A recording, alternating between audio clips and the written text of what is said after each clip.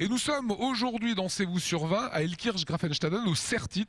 C'est un département de l'université Louis Pasteur. On est avec Bernard qui est ingénieur. Ce qui nous intéresse aujourd'hui, Bernard, c'est de découvrir le CERTIT qui est toujours en phase avec l'actualité. Je pense notamment à la Nouvelle-Zélande. Quelles sont les missions ici du CERTIT? Oui, alors bonjour. Les missions du CERTIT, c'est de produire des cartes en cas de catastrophe naturelle. Donc nous sommes un service de l'université de Strasbourg et quand il y a une catastrophe naturelle, nous sommes un service à disponibilité 24 heures sur 24 et notre rôle, à la demande des utilisateurs, alors les utilisateurs pour nous, ce sont les services de protection civile. En l'occurrence, sur l'affaire néo-zélandaise, c'est la protection civile française qui a déclenché les opérations.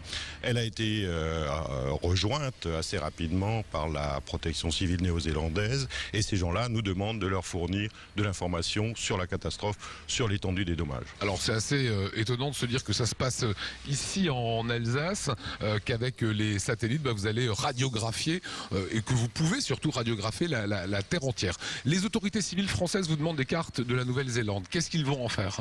Alors, ils peuvent en faire plusieurs choses. Le premier rôle de la cartographie que l'on délivre, c'est une évaluation de la situation. C'est qu'est-ce qui s'est réellement passé en Nouvelle-Zélande, quelle est réellement la situation. Ce qu'on essaie de leur fournir, nous, c'est une synthèse de cette situation qui leur permet de prendre des décisions. On y va ou on n'y va pas. C'est quoi? C'est les bâtiments qui sont tombés? C'est les gravats par terre? C'est ça que vous allez leur montrer? Dans le cas de Christchurch en Nouvelle-Zélande, ce qu'on est capable de faire avec les meilleures images satellites qu'on a reçues, c'est de faire un inventaire entre les nuages en l'occurrence, puisque le temps n'était pas très bon, un inventaire des bâtiments qui sont gravement endommagés et des gravats qu'on va voir dans les rues qui signalent également des bâtiments endommagés, sans doute moins gravement.